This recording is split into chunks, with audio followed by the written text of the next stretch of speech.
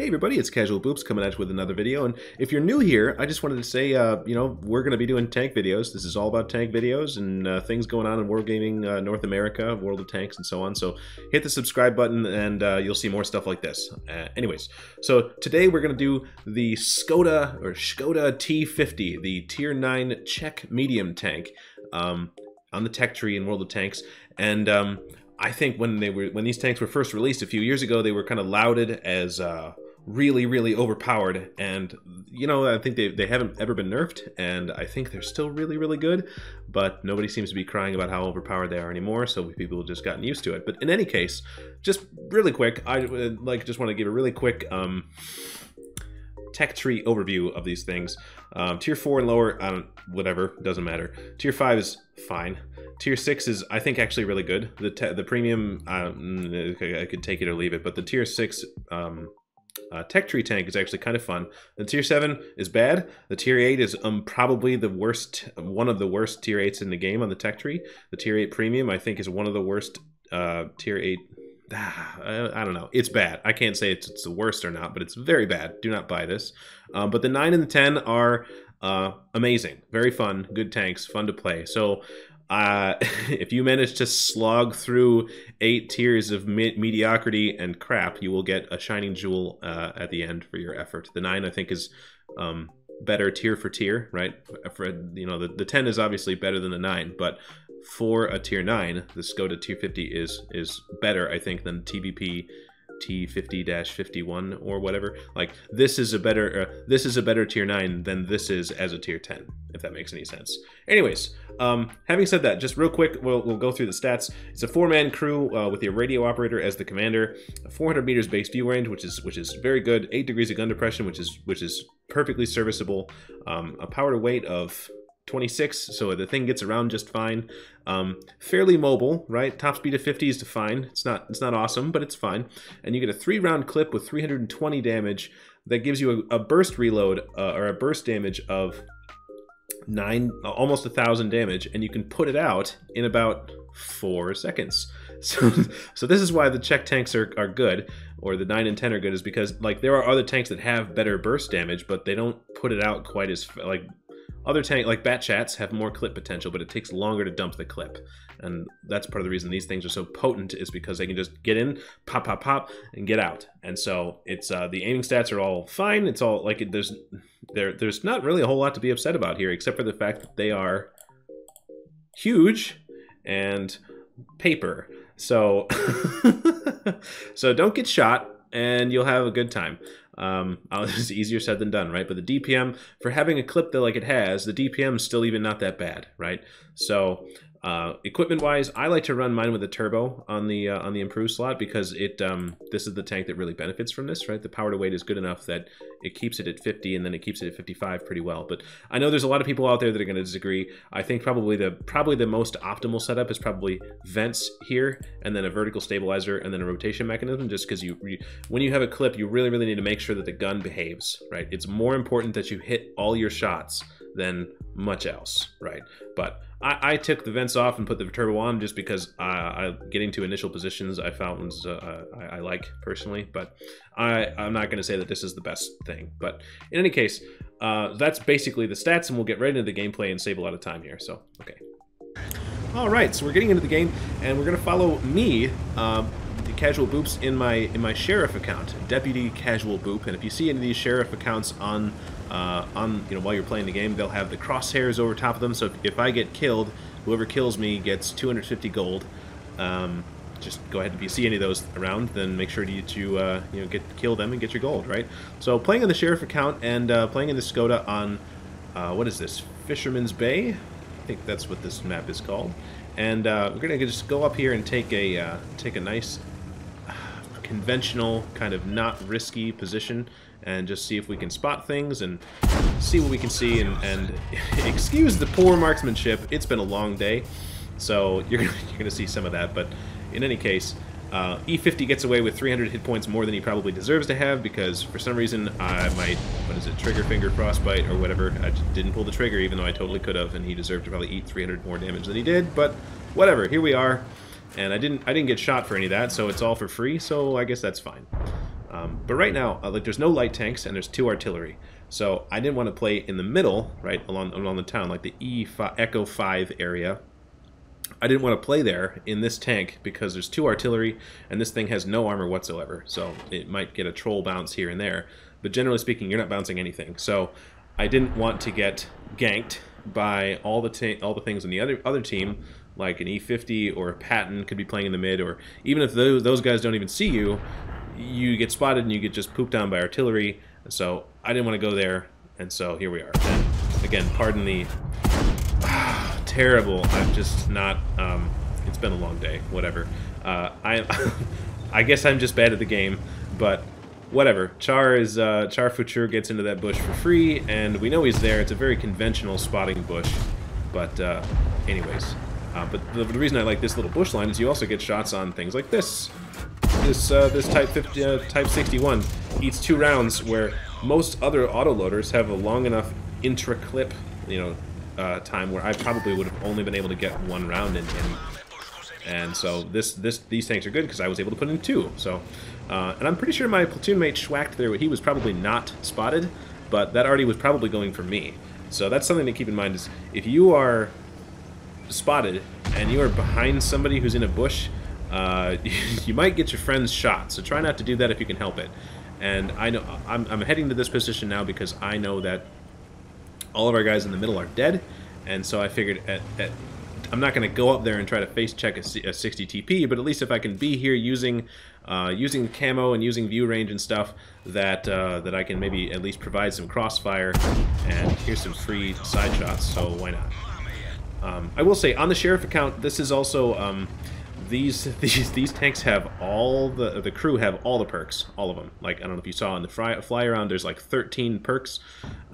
This crew has all of it, and that's going to come in handy later on. But I just wanted to be here so that the enemy team wouldn't have free reign shooting at our guys. And if the heavies pushed in from the town, it looks like it kind of looks like our town is totally hosed because it's 2 of them versus most of the team. But I decided to be here and just, see what we could do. Maybe I could farm some assisting damage, and it looks like it's already happening, but I don't know. We'll track him and see what we can do, and oh well. 1 for 3 is not bad, I suppose, right? But you can see here, like, the thing that balances the tank a little bit is, like, the APCR standard is great for shell velocity, but all those little wiggly angles and stuff on the 60 TP, that's what made it bounce, even though I was aiming at the lower plate the entire time.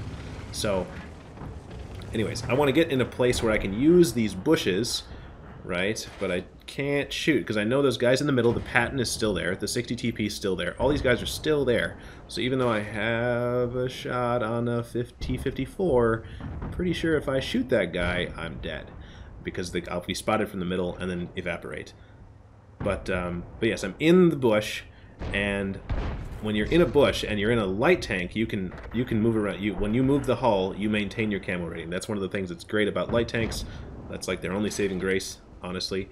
And but when you're in a medium tank or anything else, if you move the hull, you get less camo. Your camo rating decreases when you move the hull. So at this point, I've got enough heat around me that I suspect that if I move the hull at all, I will become spotted, right? My camo rating will drop enough that I will be spotted. And so I'm just going to sit here, and we got a bunch of tank destroyers behind us, and I'm going to not shoot anything and see if we can, and I've already got 2200 spotting and 1600 damage on my own, but we'll just see. We got a bunch of tank destroyers behind us, the Sturv, the Foch, the Skoda teammate, Schwack, the T-30 is back there, 2 Arty. There's a lot of heat, right? So we'll just sit and wait, and I'm expecting any minute now that the camo is they're gonna be able to spot me through the bushes and stuff, and I will evaporate, but somehow that hasn't happened yet. So just stay calm. Just stay calm, and I'm assuming that when I do get spotted, I'm just getting ready so that the first time I get shot, I'll just dump the clip, right? And I'll at least put some damage out before I die. I'm expecting that to happen at any moment, any second now. Oh my god. But it's not happening. We're just racking up assistance. Oh my god, it's... okay, and things are just dying. This is fantastic. The camo rating on the Skoda is not awesome, but somehow it's working. Just stay calm. Don't shoot. Oh my god, it's the side of a mouse. The flat side of a mouse. This is so... But somehow we're not spotted. The T-54 was spotted getting into that bush, and he hasn't been spotted yet. So I'm pretty sure he's still there. But I can't see him yet because he hasn't shot. So, just gonna sit here and ride this out. Because I'm pretty sure this game is lost anyways, so... I'm just going to sit here and try to get as much spotting out of this and try to, you know, just try to help the team as much as I can. You just never know. Pubs, man. Pub games, you just never know how it's going to go. Especially when things keep dying. So we're up to 6,500 spotting and counting. And things just keep dying. So, okay. All right. I didn't realize that... that the camo on the Skoda, it's not, like I said, it's not really known for camo, but I suppose when your crew has 16 perks or whatever it is, 13, all the perks, you know, full camo and Brothers in Arms, and you're sitting still, and I don't know, maybe these guys weren't kitted out for view range. With Equipment 2.0, having optics on like things that don't explicitly need to spot is a little bit less likely, right? Like there's enough good things out there for a T-54 that I could see maybe the T-54 not running optics. And like that 60 TP, I could totally see him not running optics. So I think if this game would have been played before Equipment 2.0, where more people were running optics on their tanks, I think I probably would have been spotted long before now and would be dead. But people must not be using optics, so somehow I'm alive. And we have 7,400 spotting and only 1,600 damage dealt because I can't shoot. But, you know, okay, here we are, and we haven't lost yet, and now it's 7-7. So, it's all about patience. Just wait for it. And there's a pattern. But I don't really have a good shot. Like, he'll definitely still spot me if I shoot. And the T-54 is spotted over here. And I think that the Sturv has shots, because the Sturv's looking right down the red line. And that probably was the Sturv. We'll see. But in any case, stay calm. And so the Artie is shooting where they think I was, right? Because I had previously shot the Patton in that when I was sitting next to the rock. And so they think I'm there. And the Patton just shot where he thought I was, where I was before when I shot him. And they're not wrong. I'm not far off of there, but I'm just far enough away that I wasn't where they expected me to be, thank God. Or I probably would have taken a direct hit from the artillery and probably a direct hit from that Patton, and I probably would be dead now because the artillery pens these things. And even if it doesn't, that's 500, and the Patton hits for 390, so that's about 988 hit points. Probably would be dead right now. But, you know, that's just another example of why you don't want to be predictable, right? This bush line is long. So I'm in a place that's just as useful, but not as predictable. So you don't want to sit in the spots where you're going to get picked apart, or they can guess easily where you are if you can help it. And I'm not going to shoot because I...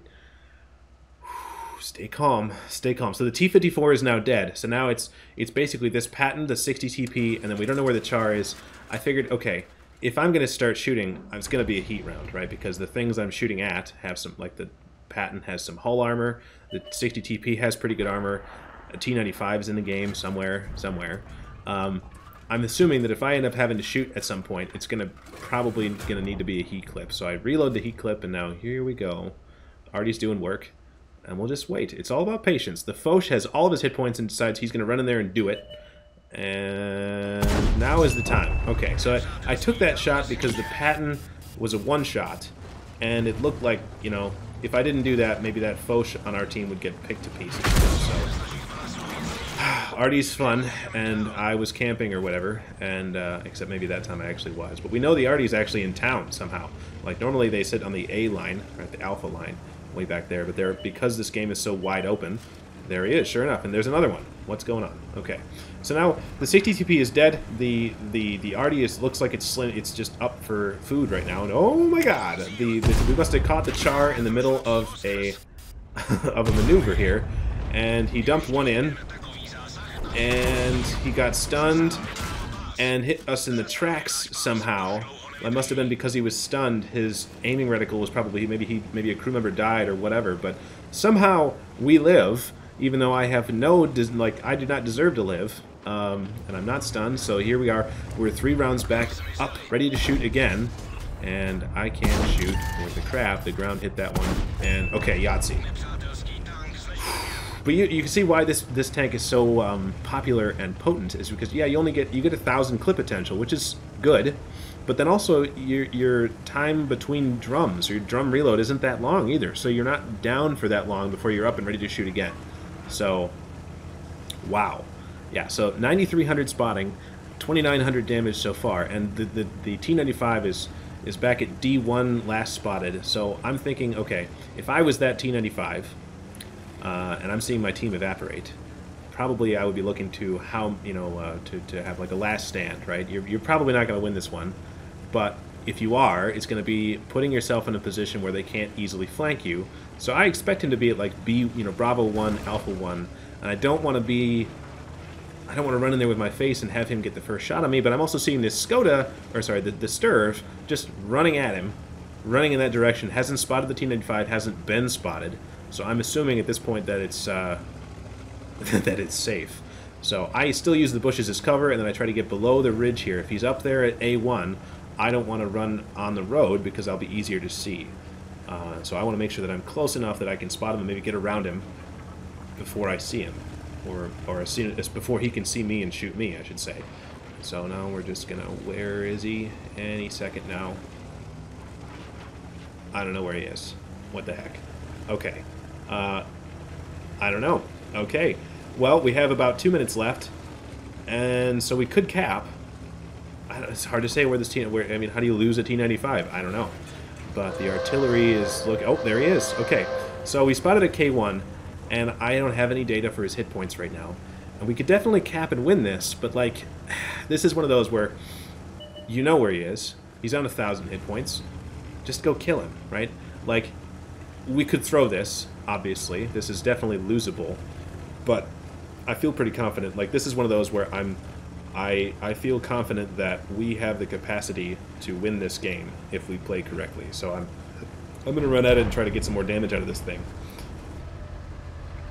And now look at this. On the move, hit. Sit and aim, miss. Sit and aim, hit. Like, what the heck? Okay, I guess aiming is overrated.